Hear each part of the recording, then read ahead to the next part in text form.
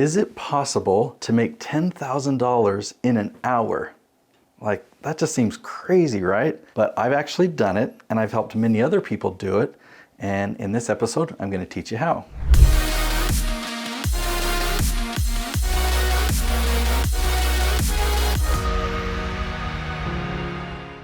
Okay, so you still might be wondering, man, what's the catch? Now, this video isn't a gimmick, but this video also is not a get rich quick. Okay, so I'm going to cover a lot of different things to help really paint the picture so that you too can eventually make $10,000 an hour. Now, even to this day, there are still a lot of tasks that I do where I make $0 per hour. And I don't know why I still do this task or do some of these. Like, for example, when I open up my email inbox and I go through and I delete spam, like, why do I spend my time doing that? I used to have my assistant do it, and somehow that task slipped back to me. I still do that task, and I don't make any money during that time. But there are other tasks that I do in my business, in fact, a couple of them, that when I'm doing those tasks, I'm literally making $10,000 per hour. Now, the reason that I can do that is I actually don't charge by the hour. That's not what I recommend. Typically, when you charge by the hour for consulting, the most I've ever charged is an hourly rate of $1,000. And typically, I'll have like a 4-hour package. We break that up, right? Maybe an hour this week, an hour the next week. I charge $4,000, and for 4 hours, during those hours, I'm making $1,000 per hour. That's the highest that I have ever charged per hour when I'm doing that. So how do I 10 times that? Well, the services that I've created deliver an outcome. And I've got a whole big team, about 40 people strong, from videographers to editors to thumbnail designers to people that do quality control. So I've got this army that work for my clients to deliver this result. And this result is we grow their YouTube following. We help them generate leads on YouTube.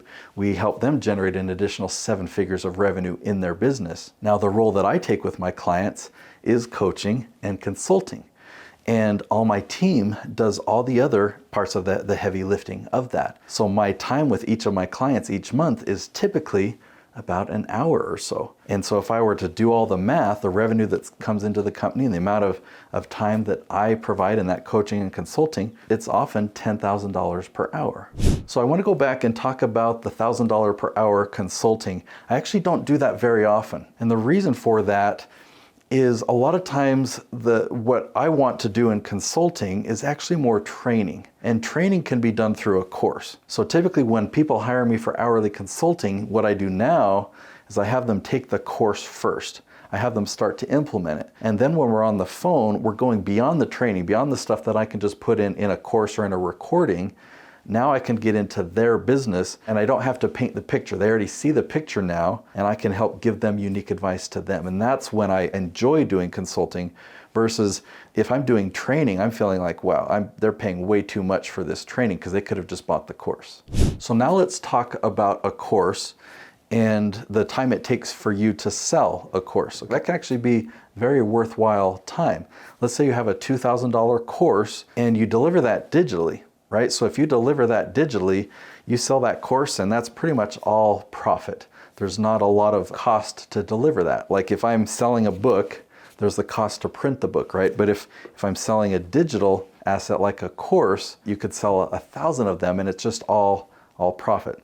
So you've got to take the time on the phone or on the Zoom call to find the right person that's a fit, that this course is a fit for. But if you sell that $2,000 course, and let's say the conversation was 45, let's make it an hour so the math is easier for me.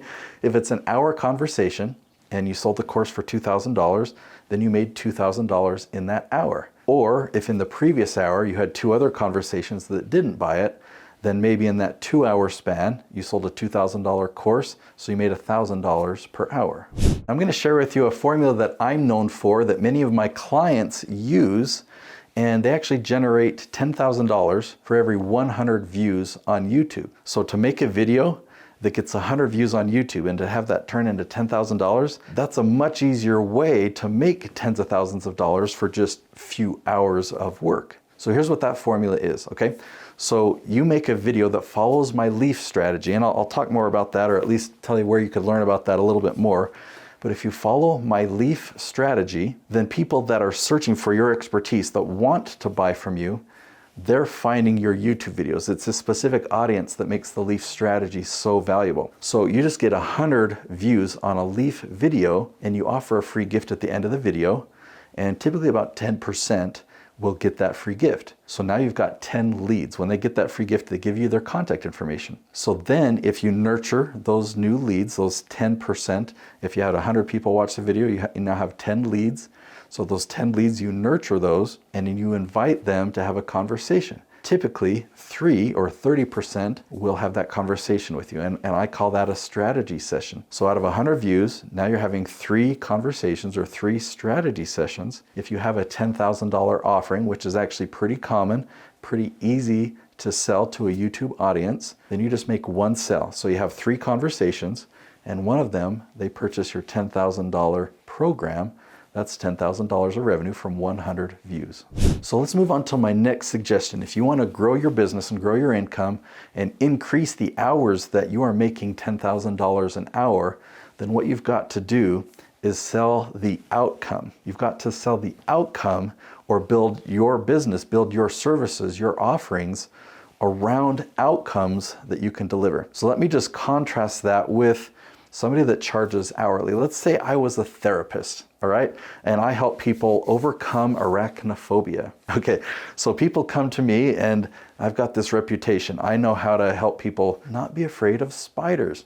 And I can say, you know what, I charge $150 per hour, but I'm really good at what I do. And so people might sign up for that, and we're gonna have therapy sessions each time. It's $150. How do I get that up to $10,000 per hour? That's like, no one would do that. No one would hire a therapist to pay them $10,000 an hour. I mean, maybe, I don't know. I can't, it would just be a crazy example if I made up one. So how could I do that then?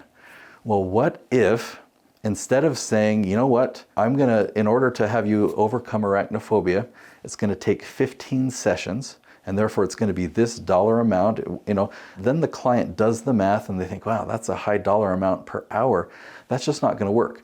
But what you can say is, look, I've got a track record of success. I've helped all of these people overcome arachnophobia, and now they've got tarantulas as pets.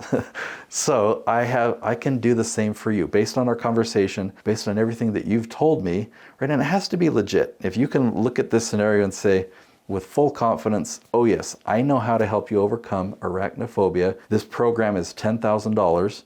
And we're going to continue to work together until you are cured. And you're going to want to have a tarantula as a pet. Oh, sorry, because they're probably still afraid of spiders at that point. So what I did there is I sold the outcome, not the steps.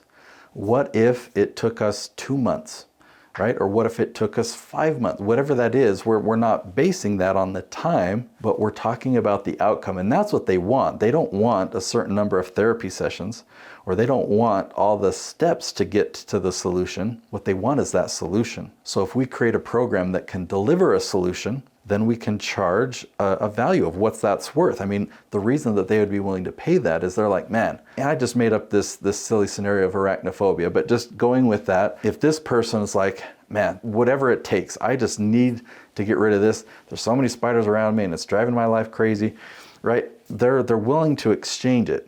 So now think about your scenario. What is it that you offer? What is it that you deliver? When people come to you, you have the ability to really transform them.